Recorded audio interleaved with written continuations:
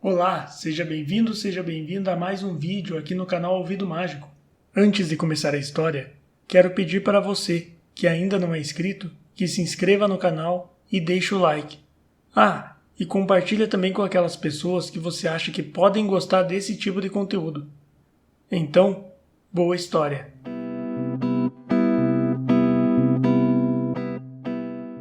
O Segredo do Bonzo, de Machado de Assis. Capítulo inédito de Fernão Mendes Pinto. Atrás deixei narrado o que se passou nesta cidade, Fuxel, capital do reino de Bungo, com o padre-mestre Francisco, e de como El Rei se houve com o Fucarândono e outros bonzos, que tiveram por acertado disputar ao padre as primazias da nossa santa religião. Agora direi de uma doutrina não menos curiosa que saudável ao espírito, e digna de ser divulgada a todas as repúblicas da cristandade.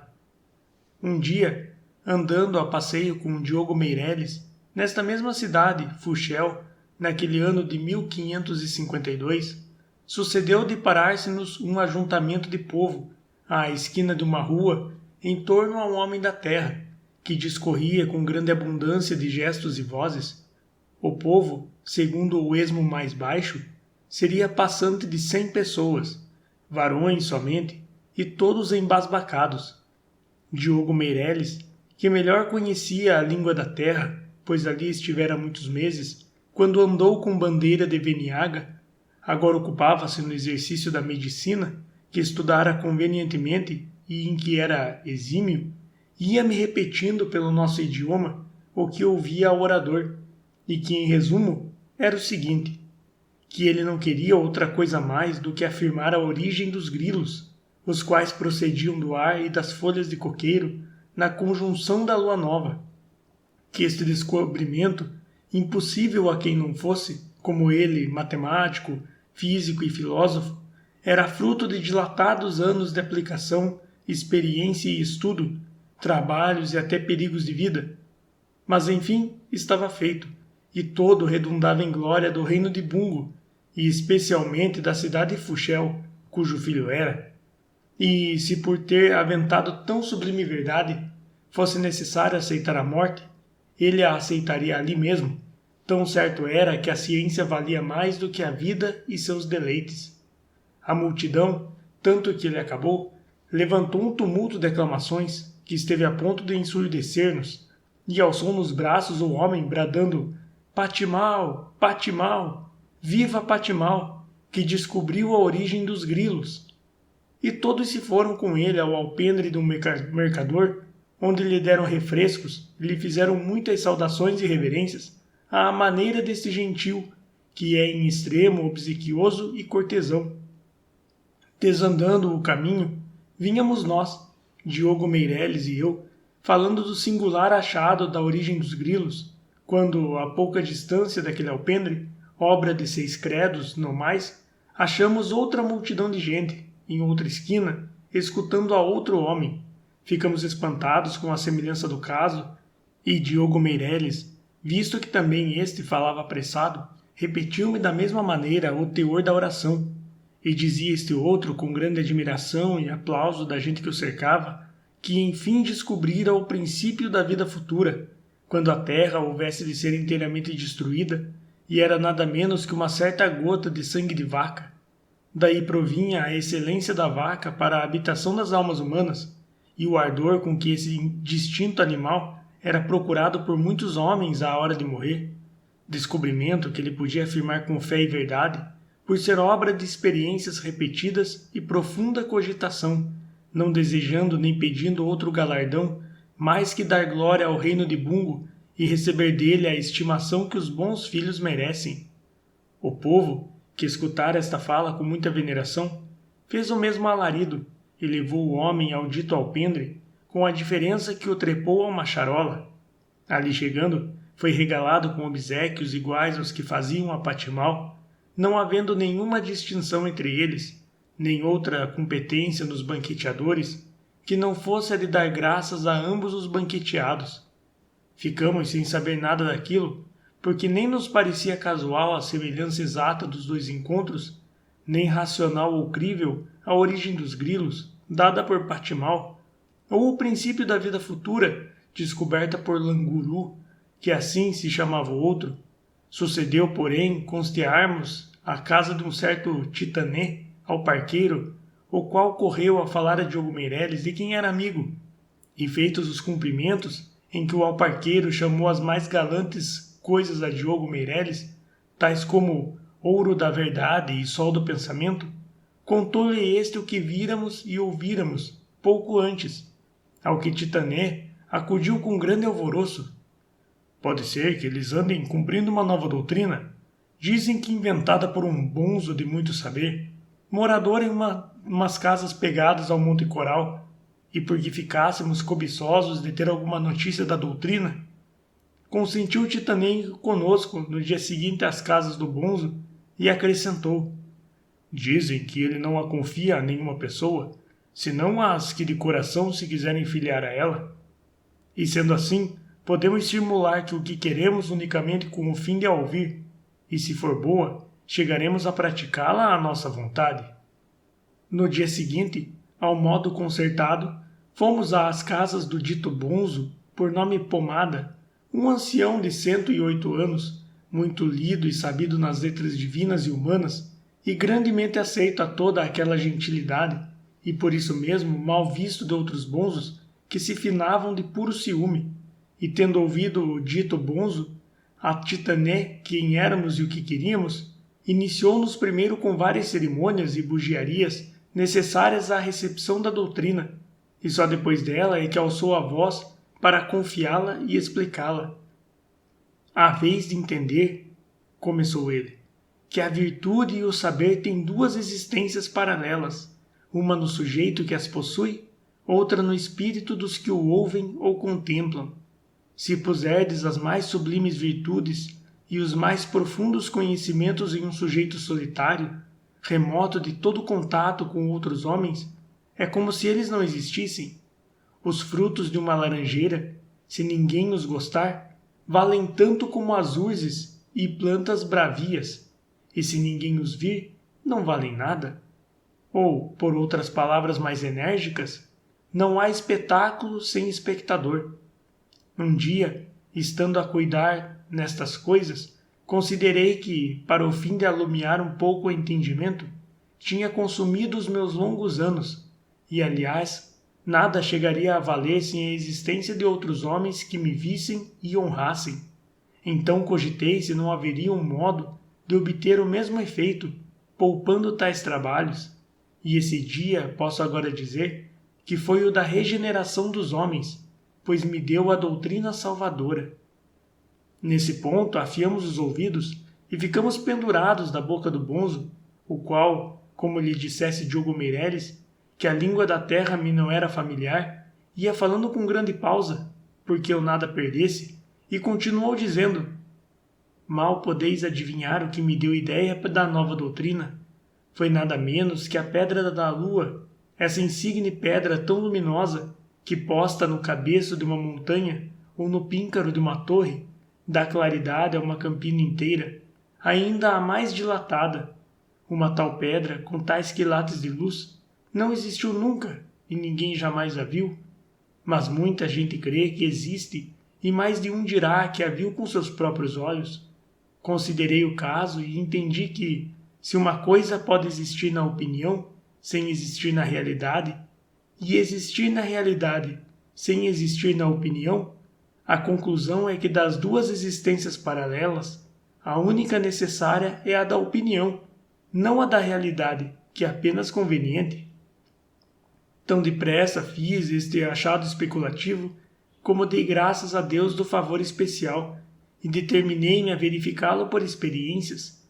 O que alcancei, em mais de um caso que não relato por vos não tomar o tempo, para compreender a eficácia do meu sistema, basta advertir que os grilos não podem nascer do ar e das folhas de coqueiro, na conjunção da lua nova, e por outro lado, o princípio da vida futura não está em uma certa gota de sangue de vaca. Mas Patimal e Languru, varões astutos, com tal arte souberam meter estas duas ideias no ânimo da multidão, que hoje desfrutam a nomeada de grandes físicos e maiores filósofos, e têm consigo pessoas capazes de dar a vida por eles. Não sabíamos em que maneira dessemos ao bonzo as amostras do nosso vivo contentamento e admiração. Ele interrogou-nos ainda algum tempo, compridamente, acerca da doutrina e dos fundamentos dela, e depois de reconhecer que a entendíamos, incitou-nos a praticá-la, a divulgá-la cautelosamente, não porque houvesse nada contrário às leis divinas ou humanas, mas porque a má compreensão dela podia daná-la e perdê-la em seus primeiros passos. Enfim, despediu-se de nós com a certeza, são palavras suas, de que abalávamos dali com a verdadeira alma de pomadistas, denominação esta que, por se derivar do nome dele, lhe era em extremo agradável. Com efeito, antes de cair a tarde, tínhamos os três combinado em pôr por obra uma ideia tão judiciosa quanto lucrativa, pois não é só o lucro o que se pode haver em moeda, senão também o que traz consideração e louvor, que é outra e melhor espécie de moeda, conquanto não dê para comprar damascos ou chaparias de ouro. Combinamos, pois, à guisa de experiência, meter cada um de nós, no ânimo da cidade Fuxel, uma certa convicção, mediante a qual houvéssemos os mesmos benefícios que desfrutavam Patimal e Languru. Mas, tão certo é que o homem não ouvida o seu interesse, entendeu Titané que lhe cumpria lucrar de duas maneiras, cobrando da experiência ambas as moedas, isto é, vendendo também as suas alparcas, ao que não nos opusemos, por nos parecer que nada tinha isso com o essencial da doutrina. Consistiu a experiência de Titané em uma coisa que não sei como diga para que a entendam. Usam neste reino de Bungo e em outros dessas remotas partes um papel feito de casca de canela moída e goma, obra muito prima que eles talham depois em pedaços de 2 palmos de comprimento e meio de largura, nos quais desenham com vivas e variadas cores e pela língua do país as notícias da semana, políticas, religiões, mercantis e outras, as novas leis do reino, os nomes das fustas, lâncharas, balões e toda a casta de barcos que navegam estes mares, ou em guerra, que há frequente, ou de veniaga. E digo as notícias da semana, porque as ditas folhas são feitas de 8 em 8 dias, em grande cópia, e distribuídas ao gentil da terra, a troco de uma espórtula, que cada um dá de bom grado, para ter as notícias primeiro que os demais moradores. Ora, o nosso Titané não quis melhor esquina que este papel, chamado pela nossa língua vida e claridade das coisas mundanas e celestes. Título expressivo, ainda que um tanto derramado. E, pois, fez inserir no dito papel que acabavam de chegar notícias frescas de toda a costa de Malabar e da China, conforme as quais não havia outro cuidado que não fossem as famosas alparcas dele, Titané, que essas alparcas eram chamadas as primeiras do mundo, por serem muito sólidas e graciosas,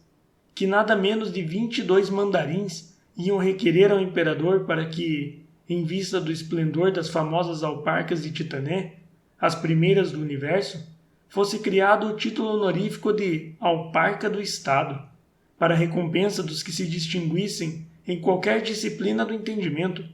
que eram grossíssimas as encomendas feitas de todas as partes, às quais ele, Titané, ia acudir, menos por amor ao lucro do que pela glória que dali provinha à nação, não recuando, todavia, do propósito em que estava a ficar de dar de graça aos pobres do reino umas 50 corjas das ditas alparcas, conforme já fizera declarar a El-Rei e a repetia agora. Enfim, que apesar da primazia no fabrico das alparcas, assim reconhecida em toda a terra, ele sabia os deveres da moderação e nunca se julgaria mais do que um obreiro diligente e amigo da glória do reino de Bungo. A leitura desta notícia comoveu naturalmente a toda a cidade Fuxel, não se falando em outra coisa durante toda aquela semana. As alparcas de Titané, apenas estimadas, começaram de ser buscadas com muita curiosidade e ardor, e ainda mais nas semanas seguintes, pois não deixou ele de entreter a cidade durante algum tempo, com muitas e extraordinárias anedotas acerca da sua mercadoria. E dizia-nos com muita graça: vede que obedeço ao principal da nossa doutrina, pois não estou persuadido da superioridade das tais alparcas. Antes as tenho por obra vulgar, mas filo crer ao povo, que as vem comprar agora pelo preço que lhes taxo. Não me parece, atalhei, que tenhais cumprido a doutrina em seu rigor e substância, pois não nos cabe inculcar aos outros uma opinião que não temos, e sim a opinião de uma qualidade que não possuímos. Este é, ao certo, o essencial dela. Dito isto, assentaram os dois que era a minha vez de tentar a experiência, o que imediatamente fiz, mas deixo de a relatar em todas as suas partes, por não demorar a narração da experiência de Diogo Meireles, que foi a mais decisiva das três e a melhor prova desta deliciosa invenção do bonzo. Direi somente que, por algumas luzes que tinha de música e charamela, em que aliás era mediano, lembrou-me congregar os principais de Fuchel para que me ouvissem tanger o instrumento, os quais vieram, escutaram, e foram se repetindo que nunca antes tinham ouvido coisa tão extraordinária. E confesso que alcancei um tal resultado com o só recurso dos ademanes, da graça em arquear os braços para tomar a charamela, que me foi trazida em uma bandeja de prata, da rigidez do busto, da unção com que alcei os olhos ao ar e do desdém e ufania com que os baixei à mesma assembleia, a qual neste ponto rompeu em um tal concerto de vozes e exclamações de entusiasmo, que quase me persuadiu do meu merecimento. Mas, como digo, a mais engenhosa de todas as nossas experiências foi a de Diogo Meireles. Lavrava então na cidade uma singular doença, que consistia em fazer inchar os narizes, tanto e tanto, que tomavam metade e mais da cara do paciente, e não só a punham horrenda, senão que era molesto carregar tamanho peso. Conquanto os físicos da terra propuseram extrair os narizes inchados para alívio e melhoria dos enfermos, nenhum destes consentia em prestar-se ao curativo, proferindo o excesso à lacuna e tendo por mais aborrecível que nenhuma outra coisa a ausência daquele órgão. Neste apertado lance, mais de um recorria à morte voluntária como um remédio, e a tristeza era muita em toda a cidade de Fuchel. Diogo Meireles, que desde algum tempo praticava a medicina, segundo ficou dito atrás, estudou a moléstia e reconheceu que não havia perigo em desnarigar os doentes. Antes era vantajoso, por lhes levar o mal, sem trazer fealdade, pois tanto valia o nariz disforme e pesado como nenhum. Não alcançou, todavia, persuadir os infelizes ao sacrifício. Então ocorreu-lhe uma graciosa invenção. Assim foi, reunindo muitos físicos, filósofos, bonzos, autoridades e povo, comunicou-lhes que tinha um segredo para eliminar o órgão. E esse segredo era nada menos que substituir o nariz achacado por um nariz são, mas de pura natureza metafísica, isto é, inacessível aos sentidos humanos, e contudo tão verdadeiro ou ainda mais do que o cortado. Cura esta praticada por ele em várias partes e muito aceita aos físicos de Malabar. O assombro da assembleia foi imenso, e não menor a incredulidade de alguns, não digo de todos, sendo que a maioria não sabia que acreditasse, pois se lhe repugnava a metafísica do nariz, cedia, entretanto, à energia das palavras de Diogo Meireles, ao tom alto e convencido com que ele expôs e definiu o seu remédio. Foi então que alguns filósofos ali presentes, um tanto envergonhados do saber de Diogo Meireles, não quiseram ficar-lhe atrás, e declararam que havia bons fundamentos para uma tal invenção, visto não ser o homem todo outra coisa mais do que um produto da idealidade transcendental, donde resultava que podia trazer com toda a verossimilhança um nariz metafísico, e juravam ao povo que o efeito era o mesmo. A assembleia aclamou a Diogo Meireles, e os doentes começaram de buscá-lo, em tanta cópia que ele não tinha mãos a medir. Diogo Meireles desnarigava-os com muitíssima arte, depois estendia delicadamente os dedos a uma caixa, onde fingia ter os narizes substitutos, colhia um e aplicava-o ao lugar vazio.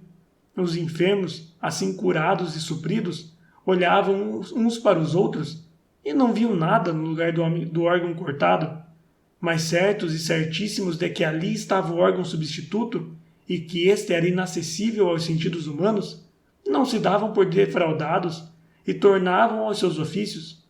Nenhuma outra prova quero da eficácia da doutrina e do fruto dessa experiência, senão o fato de que todos os desnarigados de Diogo Meireles continuaram a prover-se dos mesmos lenços de assoar, o que tudo deixo relatado para a glória do bonzo e benefício do mundo.